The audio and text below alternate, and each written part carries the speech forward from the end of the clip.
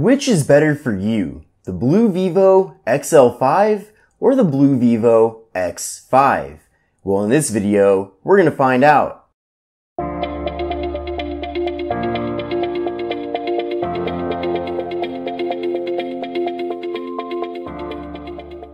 Hi everyone, this is Kevin here, coming at you with my comparison between the BLU Vivo XL5 and the BLU Vivo X5. So the BLU Vivo XL5 is the successor to the BLU Vivo XL4 that came out earlier this year. And I don't know of any specific phone that is the predecessor to the BLU Vivo X5, but BLU has definitely put out a lot of devices in the past in this same price range. Now both of these phones are available at Amazon, so definitely take a look at the links in the video description to see the most up-to-date pricing for both of them. Now currently the BLU Vivo XL5 is available for $109.99. However, I just paid $129.99 for it a few days ago. So it's definitely possible that since I put out this video, the price of the phone has changed. It is a bit annoying though that BLU did change the price in such a short period of time. And the same thing happened to me with the BLU Vivo X5. A few days ago I paid $99.99 for the phone, and as of today it's available for $79.99. So take a look at the link in the video description to see the current pricing for this. Now both phones feature 720p displays, but the BLU Vivo XL5 has a 6.3-inch display and the BLU Vivo X5 has a smaller 5.7-inch display. In addition to that, we get a 19:9 aspect ratio with the BLU Vivo XL5, and the BLU Vivo X5 has an 18:9 aspect ratio. You can also see that the XL5 has a notch at the top, and the X5 has a more traditional design here with no notch. But you can see holding the two devices with the base of the two displays level here, the display is definitely a lot larger on the XL5. But both phones have really good looking displays with great colors, so I'm definitely a fan of both of them. Now, the BLU Vivo XL5 has a 13 megapixel front facing camera, and the BLU Vivo X5 has an 8 megapixel front facing camera with a front facing flash. Definitely stay tuned for my full review videos for both of these phones to see the photo and video quality from both the front and rear cameras. Now both devices feature 64 gigabytes of internal storage with microSD card expansion. Both phones are also dual SIM, and another cool thing too is that the second SIM card slot is completely independent from the microSD card slot. So technically you could load these phones up with two SIM cards and a microSD card with no issues at all. Now neither of these two devices feature wireless charging, but they both do have fingerprint sensors on the back. So we'll try these out right now, starting with the BLU Vivo XL5. So 1, 2, 3, go. And that was very quick. So a very nice and accurate fingerprint sensor on the BLU Vivo XL5. Now we'll do the X5. And that fingerprint sensor was very quick too. Now also on the back we have the cameras here. So on the XL5 we have a dual camera setup with two 13 megapixel cameras. With the X5 we get just a single 13 megapixel camera. But both phones do have portrait mode, which is a great thing to see.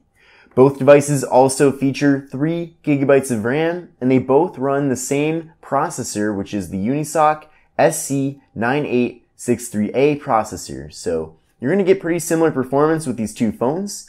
Now I did run an Antutu benchmark for both devices, so you can compare the benchmark scores for these two phones. And it actually looks like we got a slightly higher score with the BLU Vivo X5, which is a bit surprising.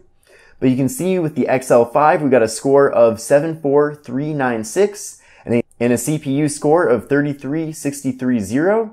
And the X5 has a score of 75258 and a CPU score of 34107. But with the scores being so close with these two phones, they're essentially kind of the same score. So I wouldn't really think too much of this device being slightly higher than this one, so there really isn't a significant difference. Both phones feature video recording that maxes out at 1080p at 30 frames per second. The XL5 has a battery capacity of 4,000 milliamp hours, which is a built-in internal battery, so that's pretty impressive. That's quite a bit of battery capacity. And with the X5, we get a 2800 milliamp hour removable batteries. So you can actually take the back of this phone off to access that battery. You will have to take the back off to install the battery as well. And underneath the cover here is how you access the microSD card and the dual SIM slots. Now both phones feature Android 9 Pie, and it's pretty much a stock version of Android here, so definitely a good thing to see. Both phones run really smoothly too. So I personally haven't used that many phones with Unisoc processors. These phones definitely have very good and acceptable performance, especially in their price range. Now that we've compared the specifications of these two devices, let's take a closer look at the hardware. So I already compared the displays here. Both phones have 720p displays, of course. We have 6.3 inches with the XL5, and we have 5.7 inches with the X5. Then taking a look at the left side here, on the XL5, we have the slot for the micro SD card and SIM card slots, and on the X5, we have nothing. Then on the right side, both devices have the power button and the volume button. Then on the top, on the X5, we just have the 3.5mm headphone jack. Then on the top here, on the XL5, we just have the 3.5mm headphone jack. And on the X5, we have the 3.5mm headphone jack and the micro USB port for charging and data transfer. Then on the bottom here, there are some pretty big differences. So on the XL5, we have the speaker, and we have the microphone, and we have the micro USB port for charging and data transfer. And on the X5, we just have the microphone. Then on the back of these two phones, we have this really cool kind of fake leather look with fake stitching as well. This is definitely a very unique and pretty cool looking, nice looking design. I'm definitely a big fan of this. I like it a lot. It's very durable too, because it's definitely not real leather. Now we have the camera modules, we have the fingerprint sensor, and we have the blue logos. Also on the Vivo X5, we have the speaker here. Let's now do a speed test comparison between these two devices, starting out with the camera. So 1, 2, 3, go.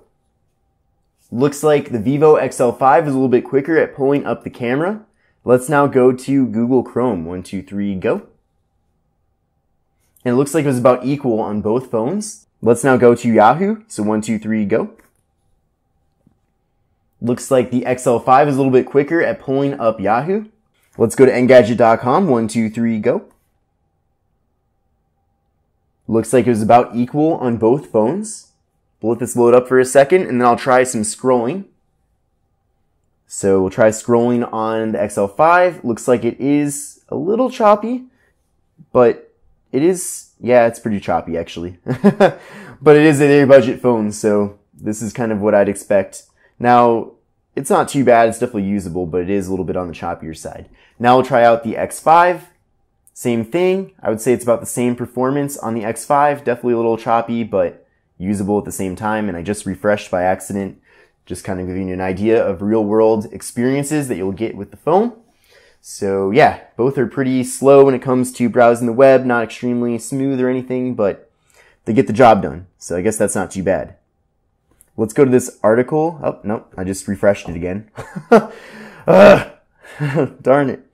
Okay, well, did I just go to this article by accident? Yeah, I did. See, this really annoys me when using budget phones, that I always click on different articles by accident and make mistakes when browsing the web. So definitely a little frustrating. Okay. Oh, did I? Yeah. All right. There we go.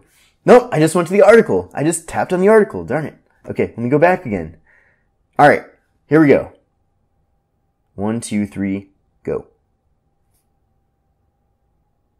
And a bit quicker there on the X5, but that was pretty ridiculous. And anyway, I was going to cut that out of the video, but I'm just going to leave it in the video just to show you what web browsing really is like on these two phones. Definitely not quick or smooth, but if you want to spend $1,000 and get a Galaxy Note, then you're always welcome to do that. So this concludes my comparison video between the BLU Vivo XL5 and the BLU Vivo X5. Now I know I was kind of hard on these devices during the web browsing test, but the reality is that both of these phones are very inexpensive, and at least the phones are usable for browsing the web. So that's pretty much all I can ask for at this point.